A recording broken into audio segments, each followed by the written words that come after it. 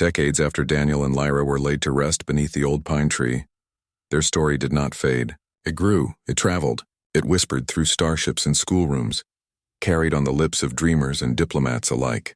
What began as a quiet love between two unlikely souls became a quiet revolution, one that changed how many species saw each other.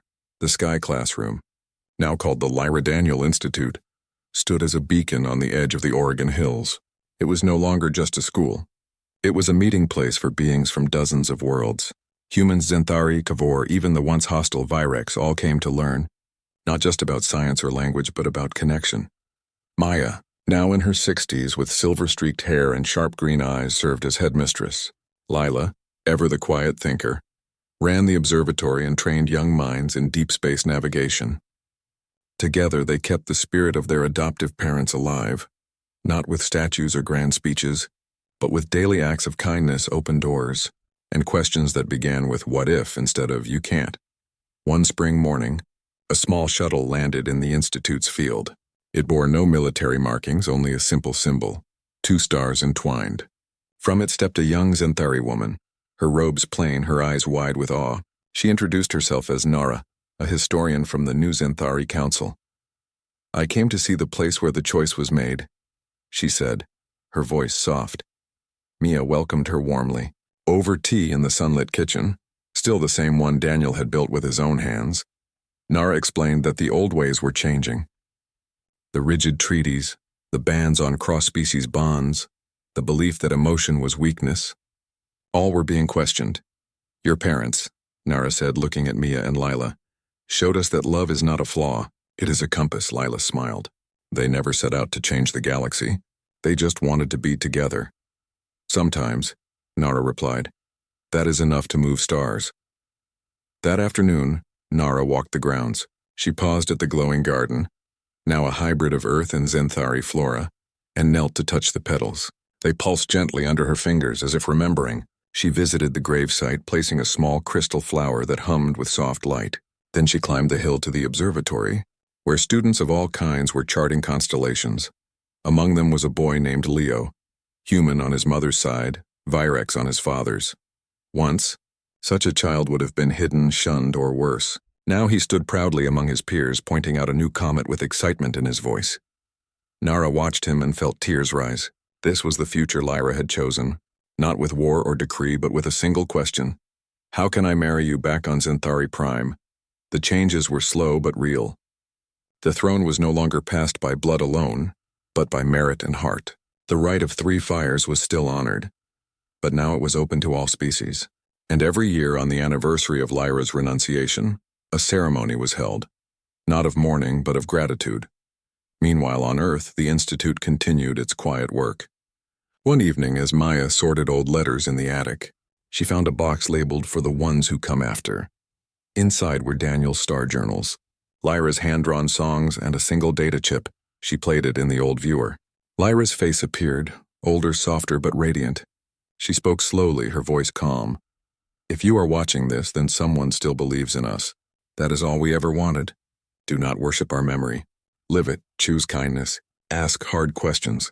Love boldly even when it scares you." Especially then. The recording ended. Mia sat in silence, tears on her cheeks, then carefully placed the chip in the school's archive, where every new student would one day see it. Years turned into decades. Leo grew up to become a diplomat, helping draft the first universal charter of interspecies rights. Nara returned to Zenthari Prime and became a council elder, always wearing a small pin shaped like 2 stars. The glowing flowers from Lyra's garden were now grown on colonies across 3 sectors. They were called heart blooms, and it was said that if you held one during a hard choice, it would pulse in time with your truest desire. One night, long after Mia and Lila had joined Daniel and Lyra beneath the pine tree, a group of children sat on the hill, wrapped in blankets watching the stars. A little girl with dark curls and bright eyes pointed upward. "Which ones are theirs?" she asked. An older boy smiled. "See those 2 close together? Near the edge of the veil of sorrow they never set. They just stay." The girl leaned back, quiet. "Do you think they know we still tell their story?" The boy nodded. "I think that's why they shine so bright." And high above, in the endless dark, the 2 stars burned on, not because they were the biggest or the oldest, but because they had chosen each other. against all odds, and in doing so, lit a path for everyone who came after, the end. The days grew shorter after that autumn evening. Lyra spent more time inside, wrapped in quilts by the fireplace, her voice now a soft whisper but her eyes still bright with wonder. Daniel read to her, old books of poetry, star charts, letters from Mia and Lila, who were now studying at the university. Mia wanted to be a xenolinguist, Lila an astrophysicist. They visited every weekend, bringing stories from the world beyond the hills. Lyra never complained about her fading strength. She had known this day would come. She had chosen it. And in her quiet way, she cherished every breath, every shared silence. Every time Daniel brushed her hair back from her forehead like she was something precious, one morning, she did not wake up. Daniel found her in bed, her hands folded over her chest, a faint smile on her lips, as if she had been dreaming of twin moons and silver gardens. The glow that once lived in her skin was gone, but peace remained. He buried her beneath the oldest pine tree on their land, where the first light of dawn touched the earth. Mia and Lila stood beside him, tears streaking their faces. They placed xanthari blossoms, now fully adapted to earth soil, on her grave. The petals shimmered faintly in the morning sun, a soft echo of a distant world. After the funeral, Daniel did not return to his old work with the space agency. Instead, he opened a small school in the nearby town. He called it the Sky Classroom. It was not fancy, just a wooden building with large windows, a telescope on the roof, and walls covered in hand-drawn maps of galaxies. Children from all over came, not just for science but for stories. He taught them that the universe was not just made of stars and planets, but of choices, of kindness across differences, of love that did not care about species, borders, or how long a heart could beat. Princess Lyra gave up everything, he would say, not because she had to, but because she believed in something bigger than herself. She believed in us. The children listened, wide-eyed. Some brought their parents. Soon the school became a place where humans and a few curious off-world visitors, diplomats, scholars, even a few young xanthari, gathered to learn not just about space, but about each other. Years passed. Daniel's hair turned white, his steps slower, but his voice never lost its warmth. Mia returned after graduation and began teaching language and culture. Lila built a small observatory next to the school, where students could watch meteor showers and name new stars. On clear nights, the three of them would sit on the hill behind the school, wrapped in blankets just as Daniel and Lyra once had. They would point to two stars that always appeared close together in the winter sky, brighter than the rest, steady and unwavering. "Do you think they see us?" Mia asked one night. Lila smiled. "I think they know we remember." Daniel said nothing. He just looked up, his heart full. He had loved and been loved across galaxies. He had built a home not with power but with patience. And though Lyra was gone, her choice lived on. In every child who dared to ask why not instead of why. In every hand that reached across difference not with fear, but with hope. One spring morning, as cherry blossoms drifted like pink snow over the schoolyard, Daniel sat on the porch with a cup of tea. Lyra's old blend, still bitter, still perfect. His breath came slower now, his body tired from a long life well lived. He closed his eyes, listening to the laughter of children playing among the glowing flowers Lyra had planted so long ago. In his final dream, he stood again on the observation balcony beneath twin moons. Lyra waited for him, not as a princess, not as a warrior, but as herself, smiling, barefoot, her hair loose, her hand outstretched. "You took your time," she said. He took her hand. "I had to make sure they were ready." "They are," she whispered. "And so are you." Back on Earth, Mia and Lila found him in his chair, peaceful, a soft smile on his face. They buried him beside Lyra under the pine tree. The glowing flowers bloomed brighter that year, their light lasting well into the night. The school did not close. It grew. New teachers came. New students arrived from Earth and beyond. And every year, on the anniversary of Lyra and Daniel's meeting, the children would gather under the stars and tell the story, not of a princess and a human, but of two people who chose love over fear, understanding over power, and in doing so, changed the universe in the quietest, most powerful way possible. And sometimes, when the sky was very clear and the wind was still, visitors would swear they saw two stars shining just a little brighter than the rest, close together, forever. The silence that followed was heavier than any armor. The council members exchanged glances, some stunned, others uneasy. Commander Vorlak rose from his seat, his fists clenched so tightly his knuckles turned white. "This is a mockery," he spat. "A human soft skin passes our sacred trial by whispering pretty words to beasts and playing with feelings like a child with toys." Elder Malus stood slowly, her voice calm but firm. "The rite of three fires has not been altered in 5,000 years. It tests courage, wisdom, and truth of heart." He faced each fire without weapon or shield. He did not conquer. He understood. That is the highest form of strength. Murmurs rippled through the chamber. Tradition was law among the Zenthari, and the law had been fulfilled. Vorlak's eyes burned with rage, but he could not argue against the elders. Instead, he turned to Lyra. "Very well. The trial is past. But the union cannot happen unless you choose, and you know the cost." Lyra met his gaze without flinching. "I know." Daniel looked between them, confused. "What cost?" Elder Malus stepped forward. "Princess Lyra is heir to the Zenthari throne. To marry outside our species, especially to a mortal being, she must renounce her birthright. Not only that, she must give up her immortality. The Zenthari live for thousands of years. Humans do not. If she binds her life to yours, she will age. She will die. As you will." Daniel's breath caught. "Lyra, you can't. I can," she said softly. "And I will." Vorlak laughed bitterly. "You would throw away eternity for a few decades with a man who will wither before your eyes." "Eternity means nothing if I spend it without meaning," Lyra replied. "Daniel showed me that love is not about how long you live. It is about how deeply you live." The council fell silent. Even Vorlak had no answer to that. That night under the twin moons, Lyra and Daniel walked through the palace gardens, where flowers bloomed in colors unknown to Earth, petals that glowed faintly, shifting from violet to gold as they breathed.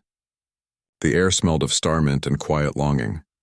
"You don't have to do this," Daniel said again, his voice thick. "Your people need you. Your empire, my empire has rulers," she interrupted gently. "But I have never had a home. Not until I saw you look at the stars and smile like they were old friends." She reached into the folds of her robe and pulled out a small, pulsing crystal, the heart seed. It glowed with a soft blue light, warm to the touch. "This holds my life force. As long as it is whole, I do not age. I do not weaken. But if I break it," she trailed off. "You'll become human," Daniel finished. "I'll become free," she corrected. Before he could stop her, she closed her fist around the crystal. Light flared, bright, blinding, then gone. The crystal turned to dust, slipping through her fingers like sand. She gasped, swaying on her feet. Daniel caught her as her knees buckled. Her amethyst eyes dimmed to a deep violet, human-like. Her skin lost its faint luminescence. She was still beautiful, but now fragile, mortal. "Are you all right?" he asked, holding her close. She smiled weakly.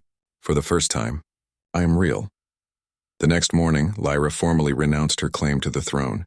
The announcement echoed across every Zenthari world. Some called her a traitor, others a fool. But a few, young scholars, dreamers, those who had long questioned the cold weight of tradition, whispered that she was brave. Vorlak left without a word, his honor wounded but his pride intact.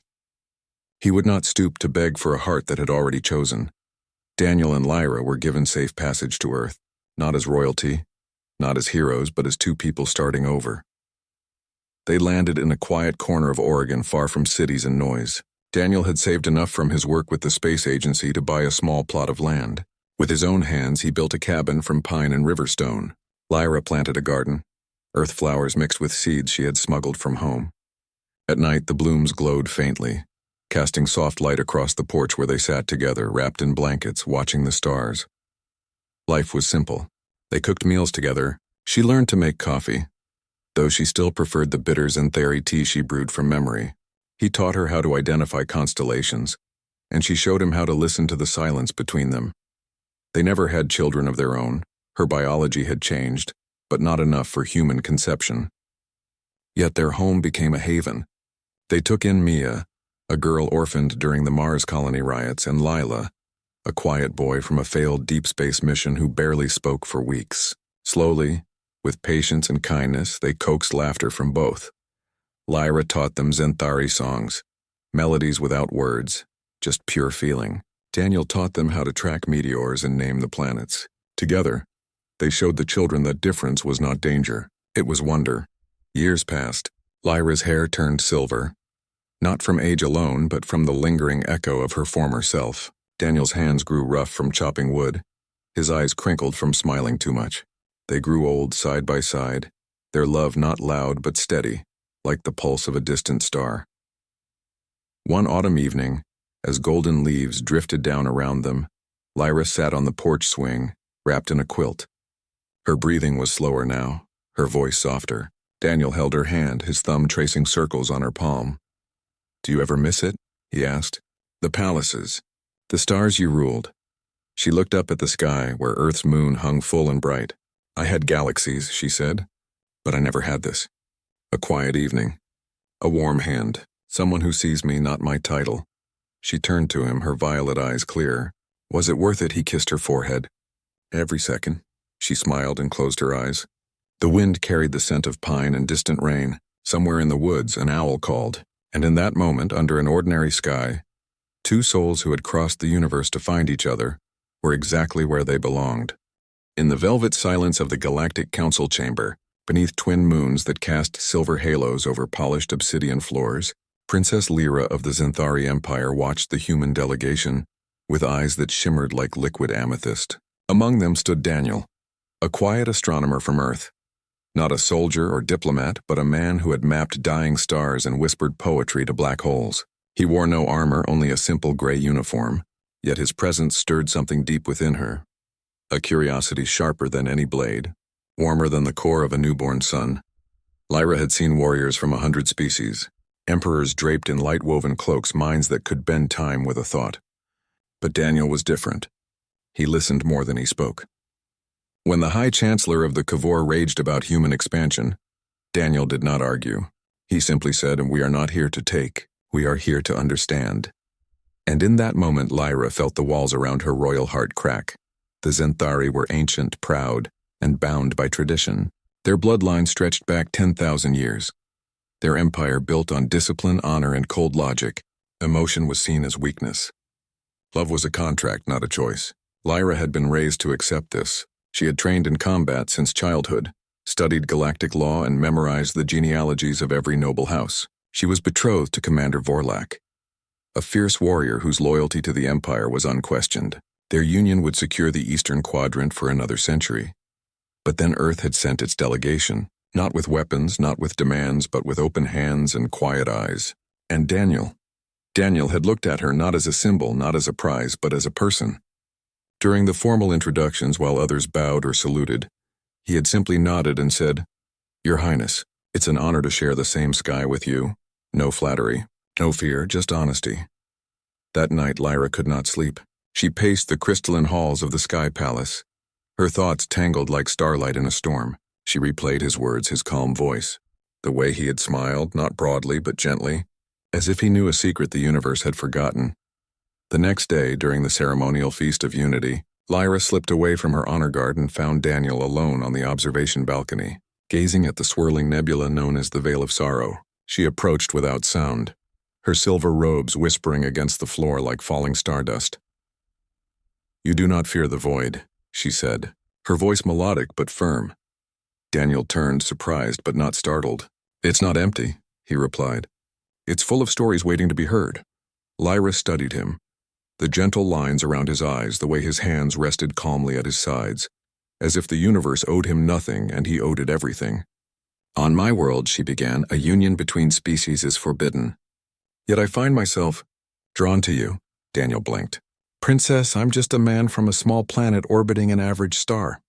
"And yet," she said, stepping closer, "you speak to stars as if they are old friends. You see beauty in silence. That is rare. Rarer than power. Rarer than immortality." She hesitated, then asked the question that had burned in her since the council meeting. "How can I marry you?" Daniel stared, stunned. "Marry me, you're a princess. I'm nobody.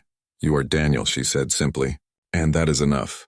But their moment was shattered by the sharp clang of armored boots. Commander Vorlak, Lyra's betrothed by ancient treaty, stood in the archway, his crimson eyes blazing with fury. "You shame your bloodline," he growled, his voice like grinding stone. Consorting with a soft-skinned primitive, Lyra straightened, her regal poise returning like armor. My heart is not bound by treaties written before I drew breath, Vorlak sneered. Then let the trial decide.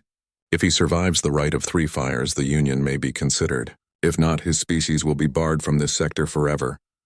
Before Daniel could protest, Lyra accepted. So be it.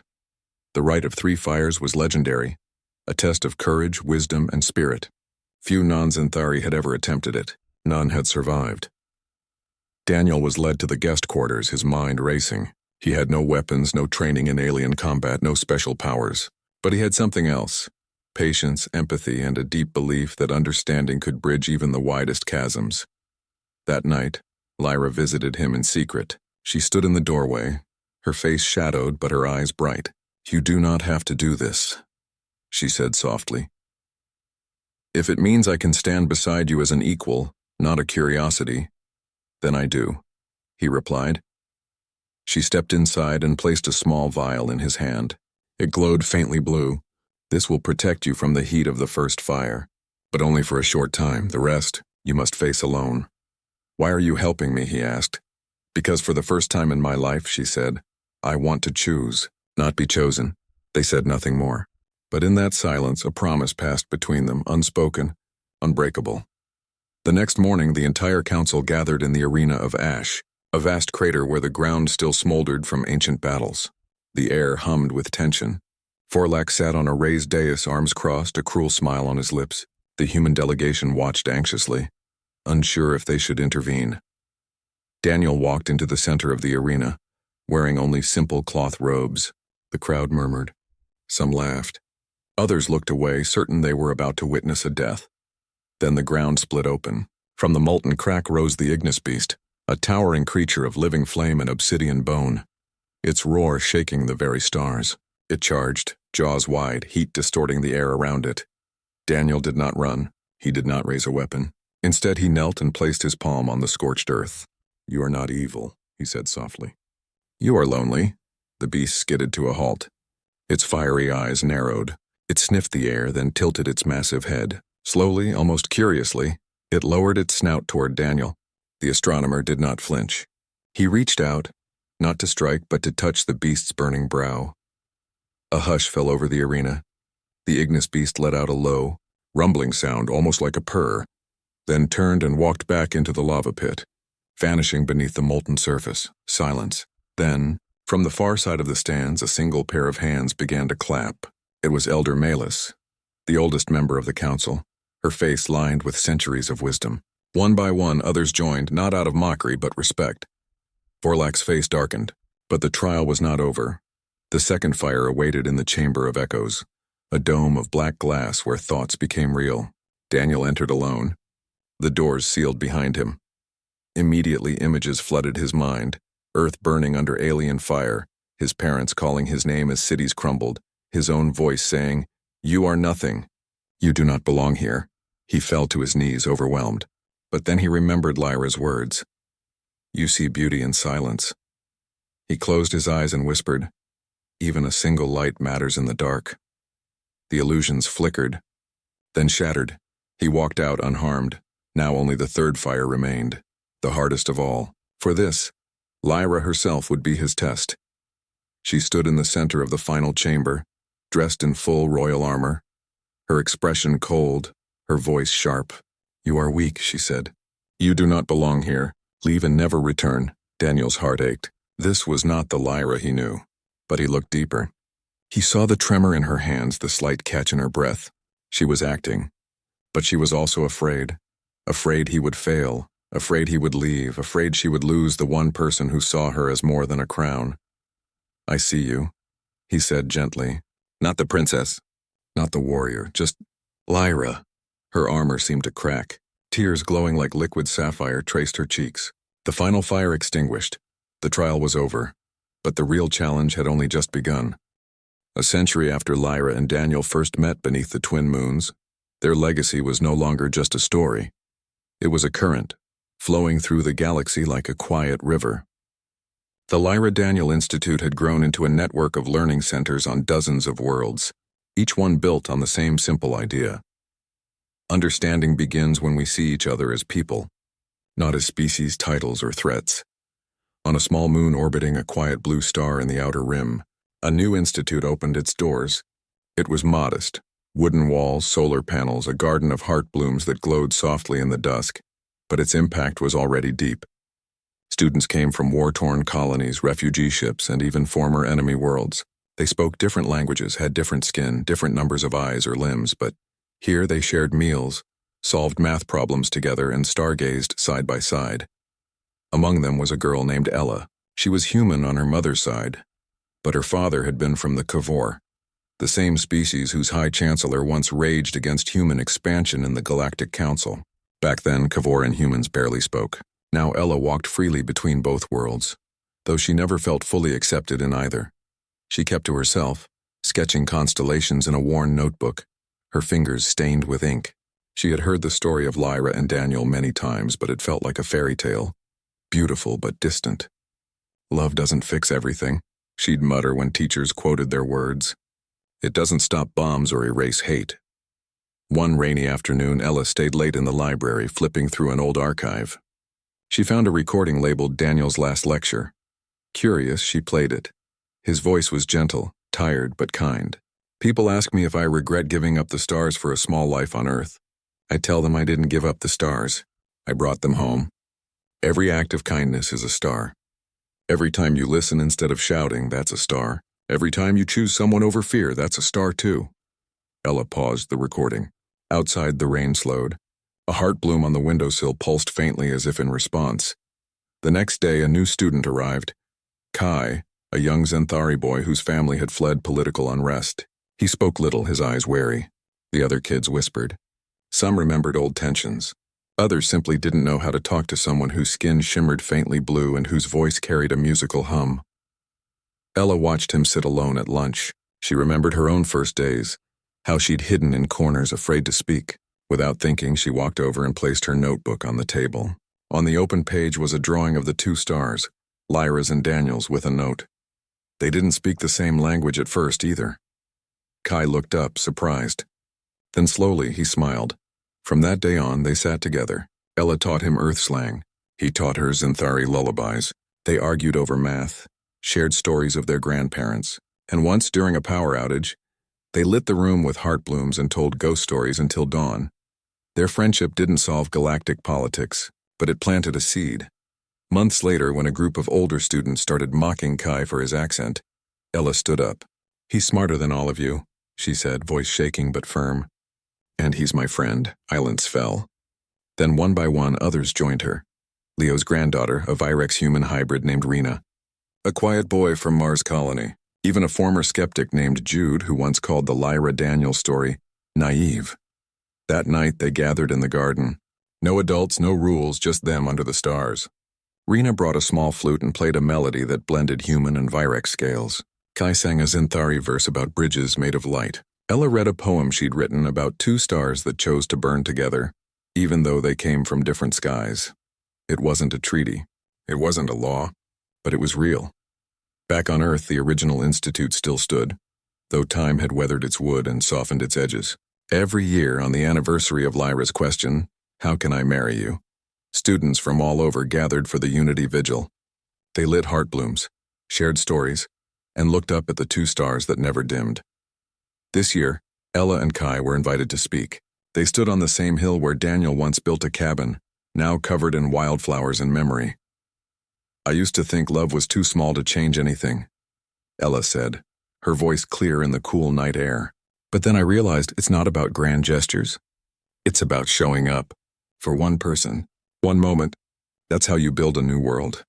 Kai added, My grandmother told me that Lyra gave up her throne, but I think she gained something greater, a home. And that's what we're building here. Not an empire, a home for everyone who's been told they don't belong. The crowd was silent, then erupted in quiet applause, not loud but deep, like the hum of 1,000 heart blooms blooming at once. Later, as they walked back to their dorm, Ella looked up. The two stars shone brighter than ever. Do you think they see us? She asked. Kai nodded. Not just us. Everyone who dares to care. And in that moment, under a sky full of possibilities, the past and future touched, like two hands reaching across time saying, You are not alone. The legacy of Lyra and Daniel was never about them. It was about the choice they made, and the millions of small choices that followed, each one a spark, each one a star. And the galaxy, once cold and divided, was slowly learning to glow together.